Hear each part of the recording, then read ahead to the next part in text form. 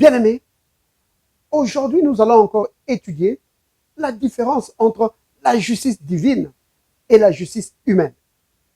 Alors, le titre de notre exposé, c'est « Ôtez-lui le vêtement sale ». Bienvenue à la table du Seigneur. Yeah! Alors, notre premier texte se trouve dans Zacharie chapitre 3. Nous allons prendre à partir du premier verset jusqu'au verset 3. Voici ce que disent les Écritures. Il me fit voir Josué, le souverain sacrificateur. Notez bien, Josué, le souverain sacrificateur, debout devant l'ange de l'Éternel. L'ange de l'Éternel ici, c'est Dieu lui-même. Et Satan qui se tenait à sa droite pour l'accuser. Donc, pour accuser Josué, le sacrificateur, auprès de Dieu. Verset 2. L'Éternel dit à Satan, que l'Éternel te réprime. Vous voyez ça? L'Éternel dit à Satan, que l'Éternel te réprime. Que l'Éternel te réprime, Satan. Que l'Éternel te réprime. Lui qui a choisi Jérusalem. N'est-ce pas là un tison arraché du feu? Verset 3. Or, Josué était couvert de vêtements sales. Et il se tenait debout devant l'ange. L'ange, verset 4. L'ange prenant la parole dit à ceux qui étaient devant lui, ôtez les vêtements sales. Il dit, ôtez-lui les vêtements sales. Puis il dit à Josué, vois, je t'enlève ton iniquité et je te revêts d'habits de fête. Alléluia. Béni soit le nom du Seigneur. Vous voyez ça? Donc, ce texte est merveilleux. Il y a plusieurs choses ici. Il y a plusieurs choses à aborder ici. D'abord, le premier, comme on l'a dit tout à l'heure, on parle ici de l'ange de l'Éternel. Et je dis que c'est Dieu lui-même. Comment je le sais? Eh bien, regardez seulement le texte. Vous voyez? Donc, quand cet ange va parler, la Bible dit, l'Éternel dit à Satan. Vous voyez?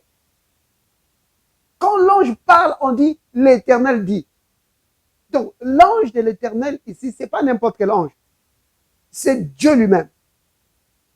C'est pourquoi au verset 2, il est dit, l'Éternel dit à Satan, que l'Éternel te réprime, Satan. Vous voyez? Alors, maintenant, nous voyons ici que Josué, le souverain sacrificateur, notez bien ici qu'il s'agit de Josué, le souverain sacrificateur. Ce n'est pas de Josué, fils de Nun, donc qui était le serviteur de Moïse, qui après lui-même est devenu leader d'Israël. Ici, on parle de Josué, le souverain sacrificateur. C'est vraiment important. Il ne faut pas les confondre.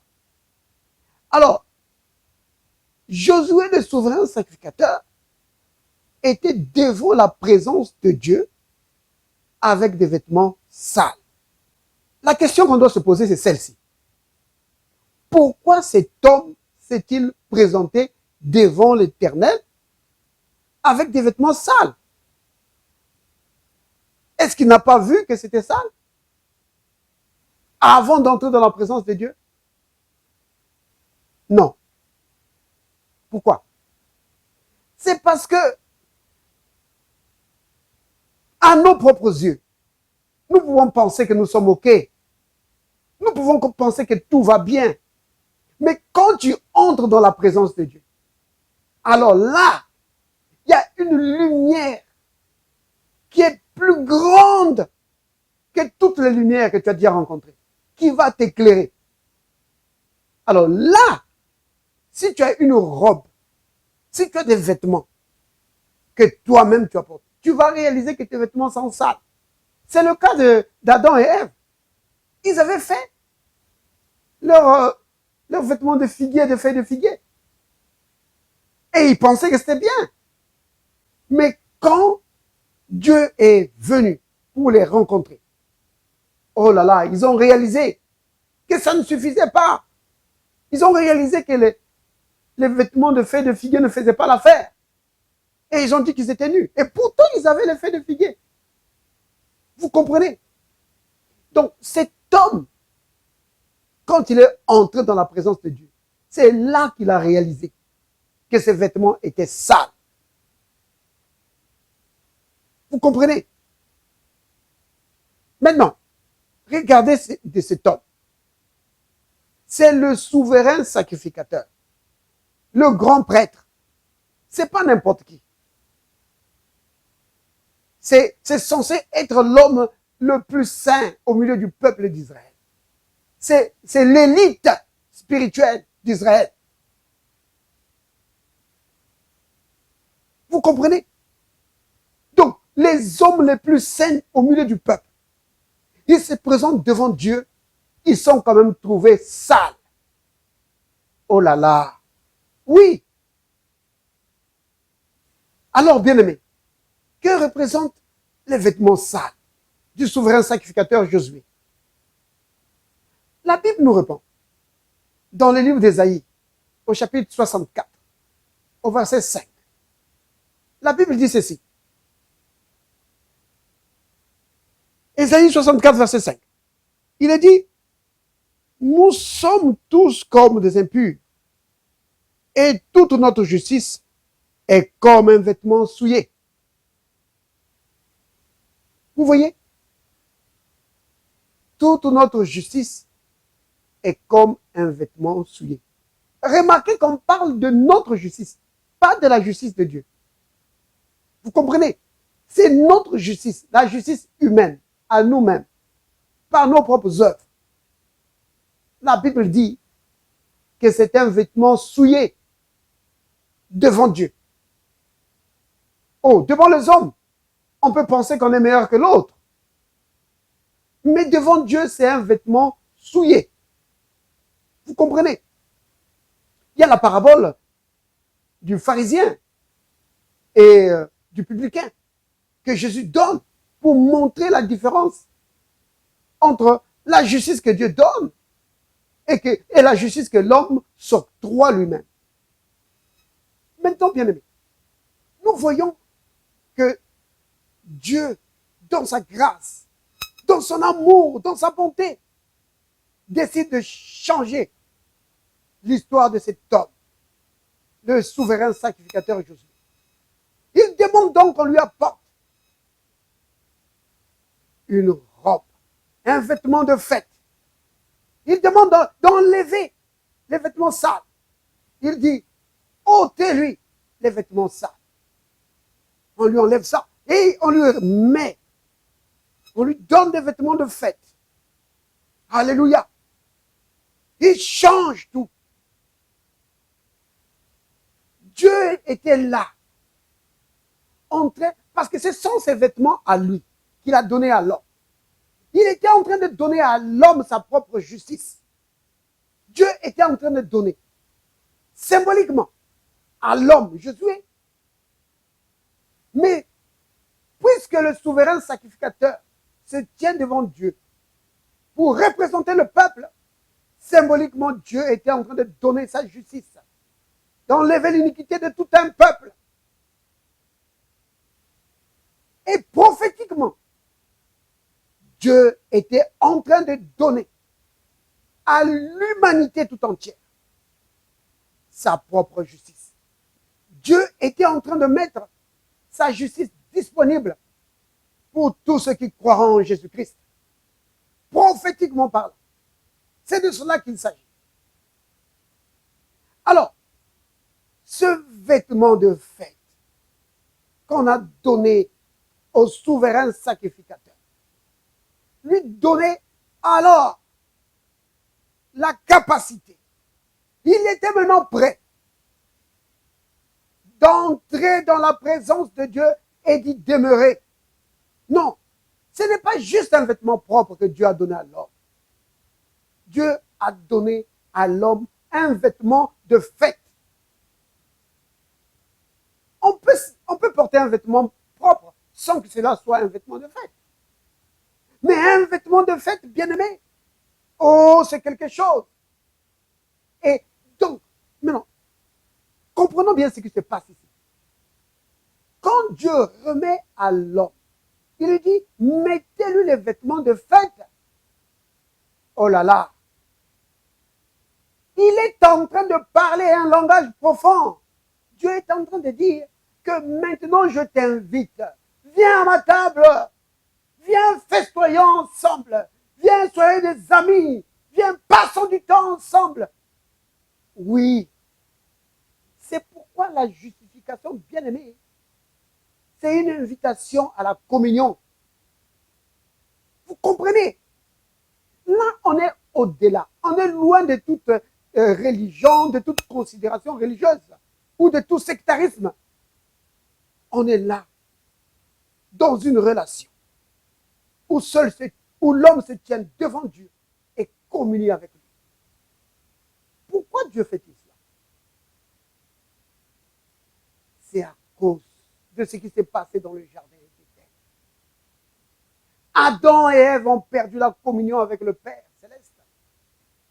Et Dieu était en train de rétablir cela. C'est ça le but de la justification, bien-aimé.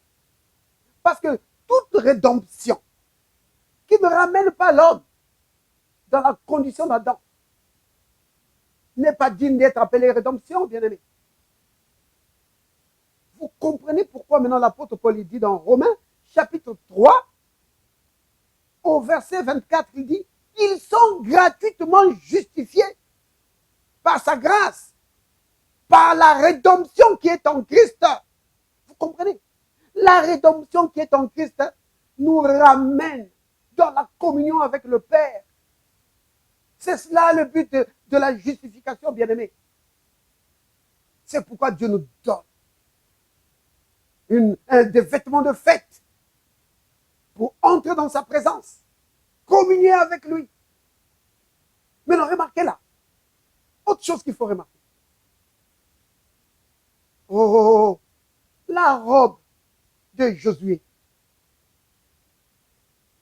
comparée à la robe de fête, les vêtements de fête qu'il avait reçus. Il n'y a pas de commune mesure, n'est-ce pas? On ne peut même pas les comparer. C'est cela, bien-aimé.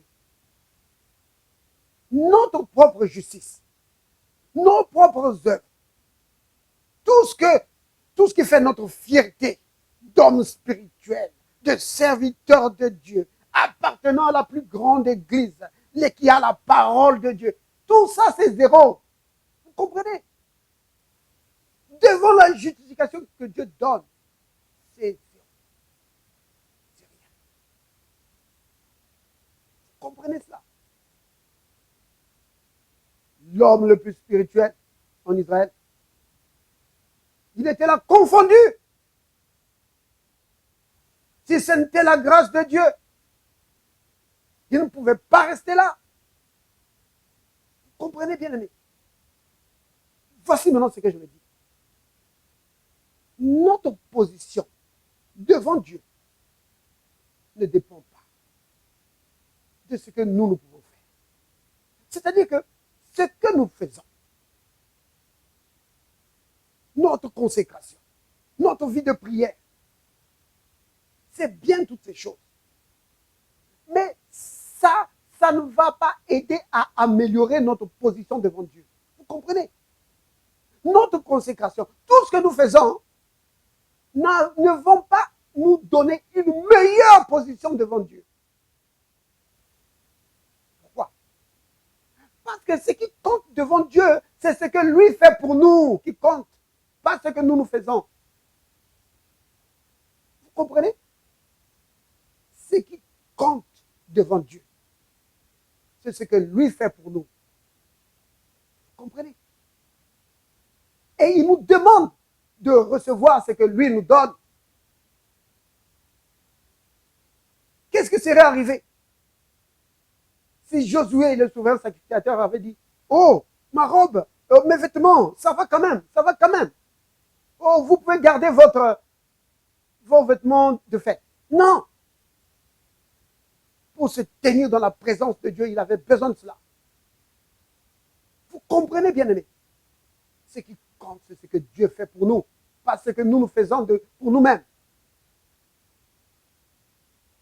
Oui, c'est cela la différence entre la justice que l'homme s'octroie et la justice de Dieu. Et nous devons mettre notre foi dans la justice que Dieu nous a donnée. Vous comprenez? Oui, bien-aimés, ce qui compte, c'est ce que Dieu a fait pour nous. Et qu'est-ce qu'il a fait pour nous? Il nous a justifiés. Oui, Romains 5, verset 1er. Étant justifiés par la foi, nous avons la paix avec Dieu. Alléluia. Qu'est-ce qu'il a fait pour nous? Romains 3, que j'ai cité tout à l'heure, verset 23 à 24. Il dit, tous sont péchés, disqualifiés tous.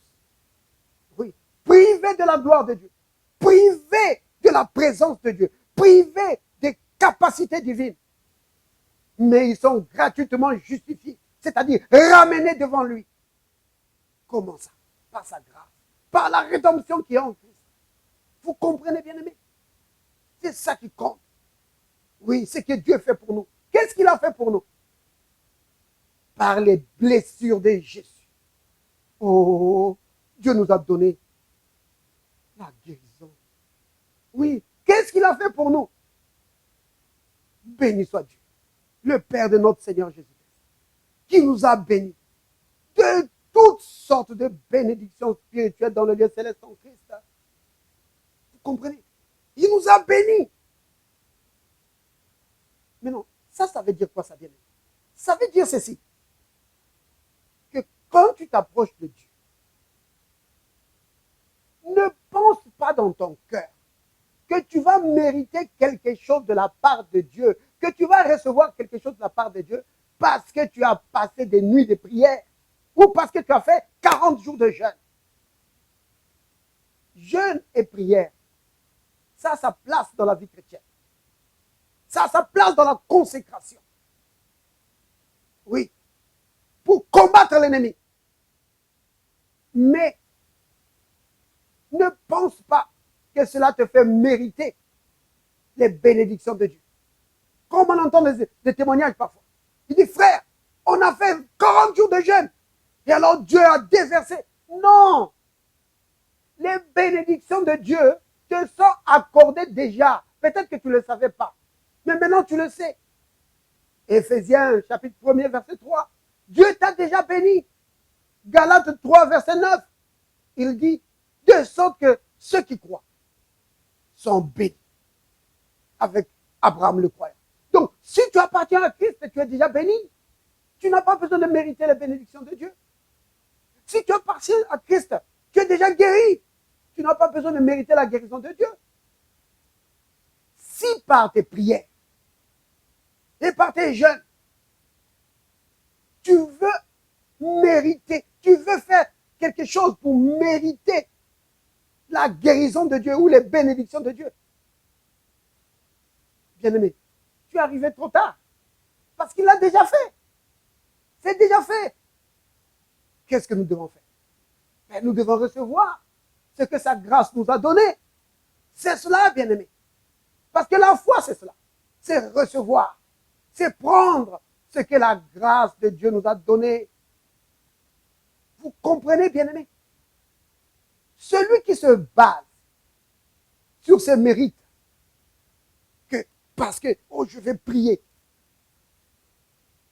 Parfois, c'est juste parce qu'on ne connaît pas comment activer notre foi. C'est pourquoi, quand un problème arrive, on entre dans le jeûne et la prière pour essayer d'aider la foi. Parfois, c'est ça. Mais bien aimé, nos jeûnes et nos prières, quoi que ce soit bien, on ne peut pas s'appuyer dessus pour mériter les bénédictions de Dieu. Vous comprenez? Pourquoi? Mais c'est parce que quand tu fais ça, tu es tenté de faire comme Josué. Tu prends maintenant des vêtements sales. Tu mets ça sur toi. Mais Dieu a dit quoi? Ôtez-lui les vêtements sales. Tu dois enlever ça. Tu dois laisser ça. Donc, quand tu t'approches de Dieu, quand tu as un besoin quelconque, par exemple un besoin financier, tu t'appuies sur ce que lui a fait pour toi. Tu fais quoi? Tu dis, Père, merci. Parce que j'ai été béni de toutes sortes de bénédictions spirituelles dans le lieu céleste en Christ. Jamais je ne manquerai de quoi que ce soit. Oh Père, merci. C'est comme ça que tu prends ton travail dont tu as besoin ou l'aide financière dont tu as besoin. Tu t'avances, tu dis, Père, merci, parce que par les blessures de Jésus, j'ai été guéri. Oh mon Seigneur, bon berger, tu as donné ta vie pour moi. Merci mon Seigneur. Tu n'étais pas obligé de le faire, mais tu l'as fait pour moi. Merci. C'est comme ça. Tu t'appuies sur ce que lui a fait. Vous comprenez? Si tu ne fais pas ça, mais tu penses que par ta routine religieuse, que tu vas pousser, tu vas convaincre Dieu à agir, tu es en train de te revêtir d'un vêtement sale. Vous comprenez, bien aimé? Tu n'as pas besoin de convaincre Dieu pour qu'il agisse en ta faveur. Pourquoi? Parce qu'il l'a déjà fait. Il est convaincu sur toi. Il est convaincu. Il a été convaincu avant que tu sois là. C'est pourquoi il a envoyé son fils. C'est pourquoi il a donné son fils pour toi. Vous comprenez? Tu n'as pas besoin de le convaincre. Il est déjà convaincu. Et il veut ton succès. Il veut ta réussite. Parce que s'il a donné son fils, qu'est-ce qu'il peut te refuser? Oh, béni soit le nom du Seigneur. Père, merci pour ta grande bonté. Merci, Père, pour ta miséricorde. Merci pour ta grâce, tes bénédictions que tu as répandues sur nous en abondance, Père. Béni soit ton Saint-Nom. Béni soit ton Saint-Nom, Père. Merci, Père, de nous avoir appelés dans ta présence pour communier avec toi, Seigneur. Partager les mêmes choses avec toi, Père. Régner dans la vie par le nom de Jésus le Christ. Amen.